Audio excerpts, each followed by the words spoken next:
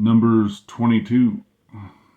And the children of Israel set forward, and pitched in the plains of Moab, on the side of the Jordan by Jericho.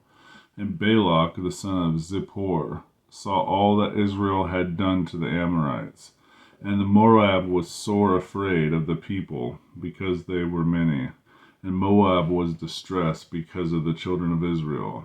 And Moab said unto the elders of Midian, Now shall this company lick up all that are round about us, as the ox licketh up the grass of the field.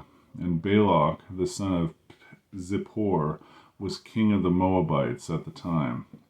He sent messengers therefore unto Balaam the son of Beor to Pethor, which is by the river of the land of the children of his people, to call him, saying, Behold, there is a people come out from Egypt. Behold, they cover the face of the earth, and they abide over against me. Come now, therefore, I pray thee, curse me this people, for they are too mighty for me. Peradventure I shall prevail, that we may smite them, and that I may drive them out of the land. For I wot that he whom thou blessest is blessed, and he whom thou cursest is cursed. And the elders of Moab and the elders of Midian departed with the rewards of divination in their hand, and they came unto Balaam, and spake unto him the words of Balak. And he said unto them, Lodge here this night, and I will bring you word again, as the Lord shall speak unto me. And the princes of Moab abode with Balaam.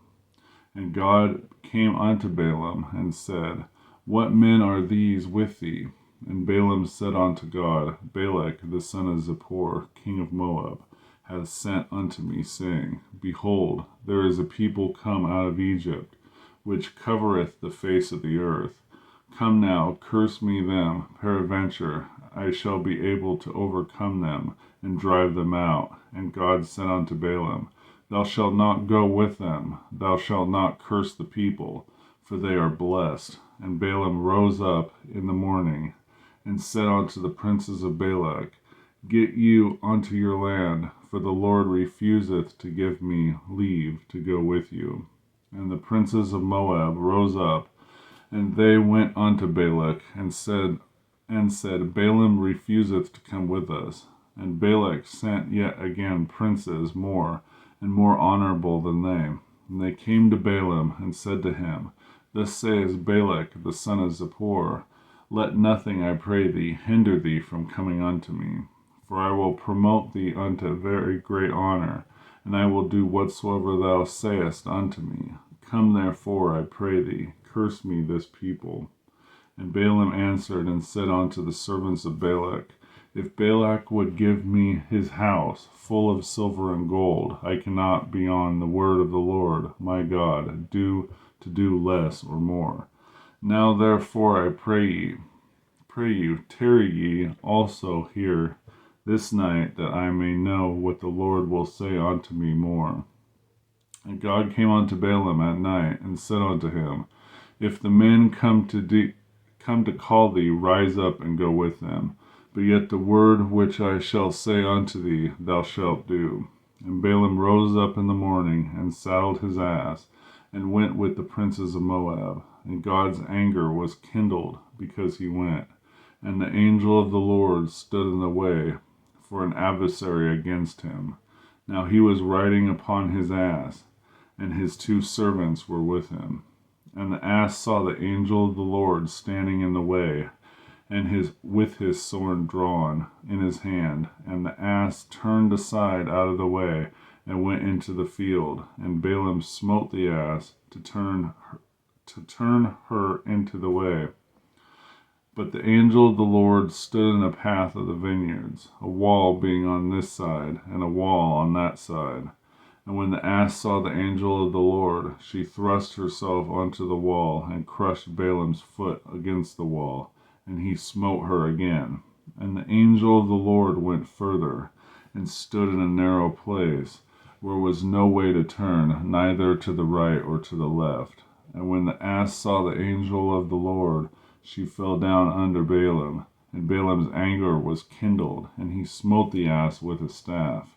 And the Lord opened the mouth of the ass, and she said unto Balaam, What have I done unto thee, that thou hast smitten me these 3 times?